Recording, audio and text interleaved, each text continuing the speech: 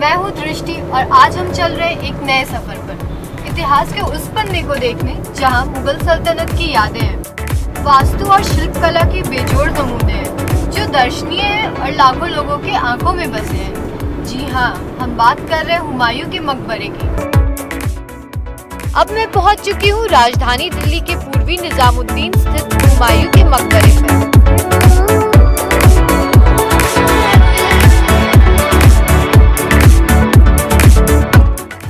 खूबसूरत और दिलचस्प मकबरे के परिसर में कदम रखने से पहले 30 रुपए का टिकट खरीदना जरूरी है। सुरक्षा जांच के बाद परिसर में एंट्री मिलती है, लेकिन मकबरे में दाखिल होने से पहले मिलता है सफेद विशाल एंट्री गेट।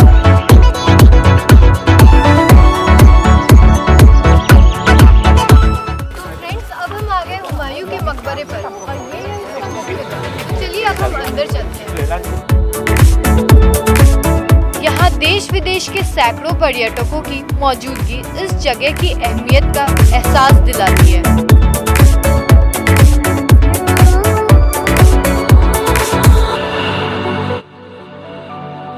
हुमायूं के मकबरे की पहली झलक मुझे गेट से ही मिल गई।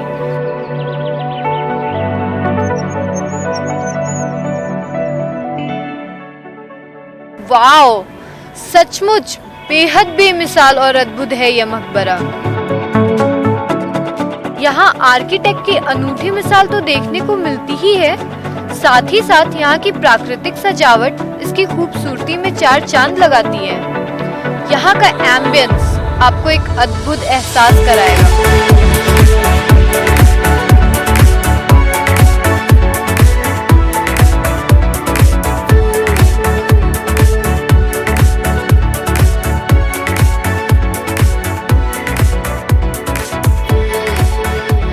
यहाँ आने वाले सारे सैलानी इस मनोरम दृश्य को अपने कैमरे में कैद कर लेना चाहते हैं।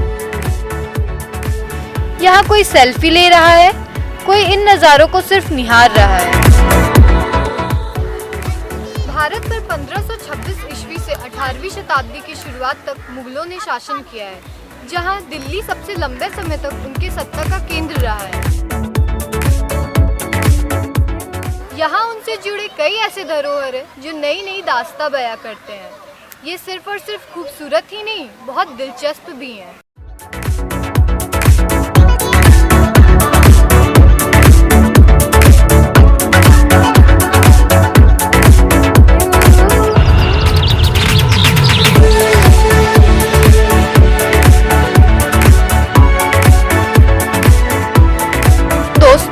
इस बेमिसाल मकबरे की सैर कराने से पहले मैं आपको इसके ऐतिहासिक और हरियाली से भरपूर बाग की सैर पर ले चलती हूँ।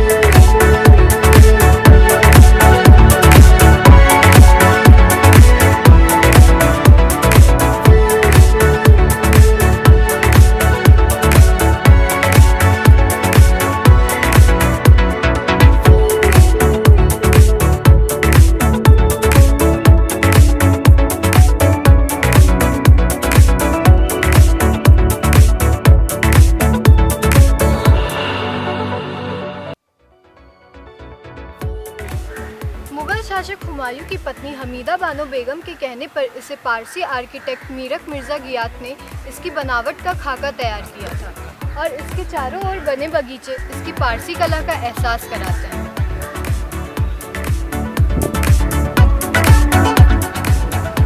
तीस हेक्टेयर में फैले इस मकबरे के 13 हेक्टेयर क्षेत्र में बाग है। यहाँ हरा भरा उद्यान चारों भागों में बटा है। यहाँ पैदल चलने के रास्ते हैं, दो रास्तों के बीच में पानी भरा रहता है, जो इस्लाम के जन्नत के बाग में बहने वाली 4 नदियों के परिचायक माने जाते हैं। इस प्रकार बने 4 बागों को फिर से पत्थर के बने रास्तों द्वारा 4-4 छोटे बागों में बांटा गया है। इस प्रकार बने 4 बागों को फिर से पत्थर के बने रास्तों द्वारा 4-4 छोटे भागों में बांटा गया है।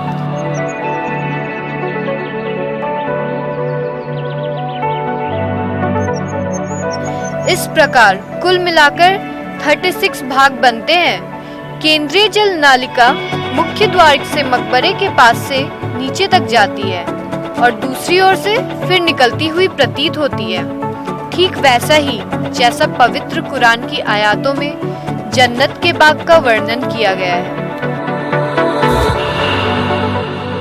लाल बलुआ पत्थर से बनी यह इमारत मुगल वास्तुकला की सबसे पहली मिसाल है।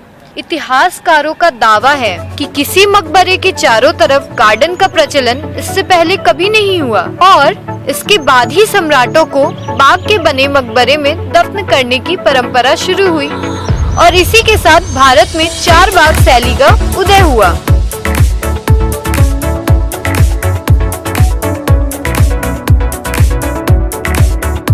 फ्रेंड्स, अब बाग की सैर के बाद मैं आपको हुमायूं के मकबरे की सैर पर लेकर चलती हूँ। इतिहासकारों के मुताबिक यहाँ हुमायूं के अलावा उनके परिजनों के करीब 150 कब्र मौजूद हैं, जिनमें बाबर और इसहाक खां का मकबरा भी शामिल। और यह है मकबरे का प्रवेश द्वार।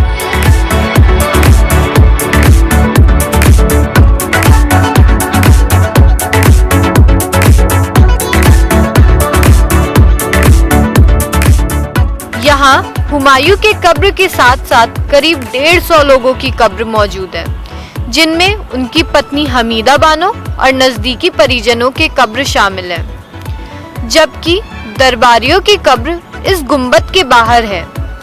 4 बाग की इस खूबसूरती को आप मकबरे से भी निहार सकते हैं। इसकी ब्यूटी दुनिया भर से पर्यटकों को अपनी ओर खींच लाती है।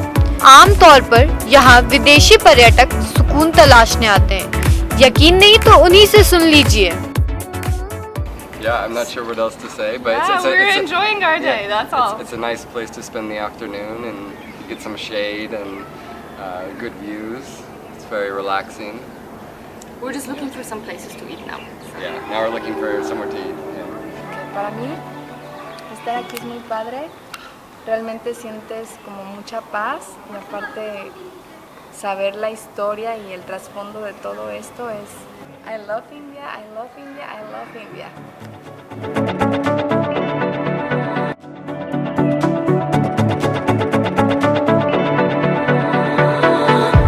इस बुलंद और बेमिसाल मकबरे को तैयार करने के लिए विदेशों से खास तौर पर आर्किटेक्ट बुलाए गए थे।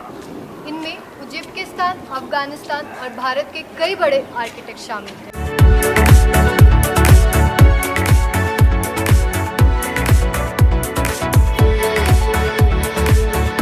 इमारत में प्रवेश के लिए 16 मीटर के 2 ऊंचे 2 मंजिले प्रवेश द्वार पश्चिम और दक्षिण दिशा में बने हैं। मुख्य इमारत के ईवान पर बने सितारे के समान ही 6 किनारों वाला सितारा मुख्य प्रवेश द्वार की शोभा बढ़ाता है।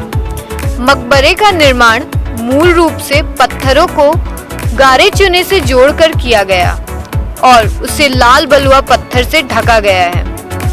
इसके ऊपर पच्चीकारी, फर्श की सतह, झरोखों की जालियां, दरवाजे की चौखट और छज्जों के लिए सफेद संगमरमर का प्रयोग किया गया।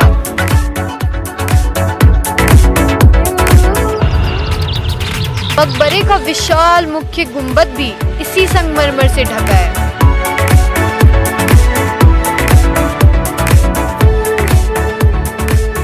मकबरा 9 मीटर ऊंचा मूल चबूतरे पर खड़ा है।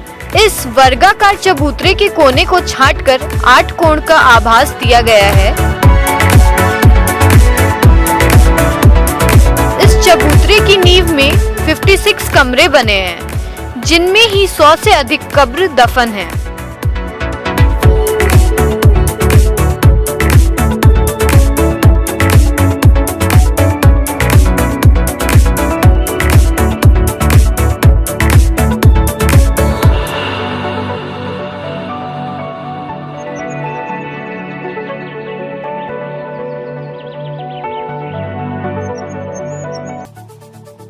जब इस मकबरे का निर्माण हुआ था तब यहाँ से यमुना साफ दिखती थी। मुगल काल में भारतीय उपमहाद्वीप का पहला मकबरा होने के कारण बाकी सारे मकबरे भी इसी तर्ज पर बनाए गए हैं। यहाँ तक कि आगरा का लाल किला और ताजमहल भी इसी तर्ज पर बनाया गया है। फारसी वास्तुकला से प्रभावित यह मकबरा 47 मीटर ऊंचा और 300 फीट चौड़ा है। इमारत पर फारसी बलबुअस गुंबद बना है, जो सबसे पहले सिकंदर लोधी के मकबरे में देखा गया था। गुंबद के ऊपर 6 मीटर ऊंचा पीतल का किरीट कलश स्थापित है और इसके ऊपर चंद्रमा लगा हुआ है, जो तैमूर वंश के मकबरे में मिलता है। गुंबद दोहरी परत में बना है। बाहरी परत सफेद संगमरमर से ढका है और अंदरूनी परत गुफानुमा बनी है। गुंबद पर उजले और काले संगमरमर और पीले बलुआ पत्थर से पच्चीकारी का काम किया गया है। ये रंगों का संयोजन इमारत को एक अलग रूप देता है। बाहर से बेहद सरल दिखने वाली इमारत की आंतरिक बनावट जटिल है।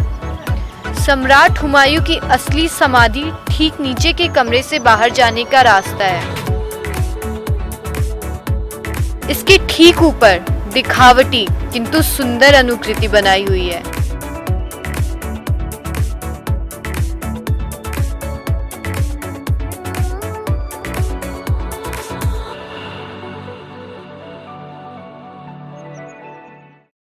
I am from Bangladesh. This is the first time visit of my India, and I feel proud to be here. And it's give a lot of amusement and archaeological thoughts.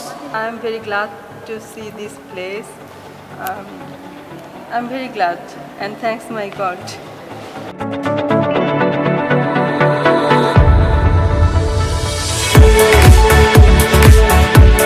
1993 में यूनेस्को के world heritage site में शामिल इस मकबरे का निर्माण हुमायूं के निधन के 9 साल बाद 1565 में हुआ।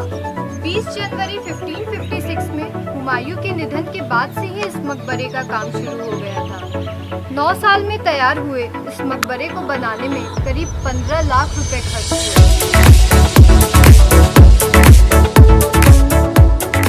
इस प्रकार कब्र के नियोजन में भारतीय इस्लामिक स्थापत्य कला के साथ साथ धार्मिक आस्था को भी बखूबी देखा जा सकता है।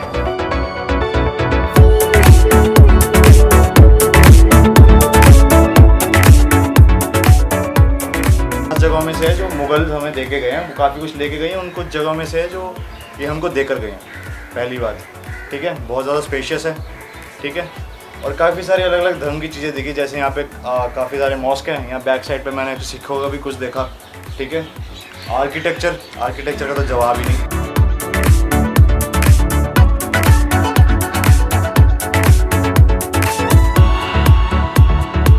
फ्रेंड्स, हमें लाइक करना, कमेंट करना और सब्सक्राइब करना तो बिल्कुल नहीं भूलें। अब हम मिलेंगे एक नए सफ़र पे दोबारा। तब तक के लिए आप सबको मेरा गुड बाय, टाटा।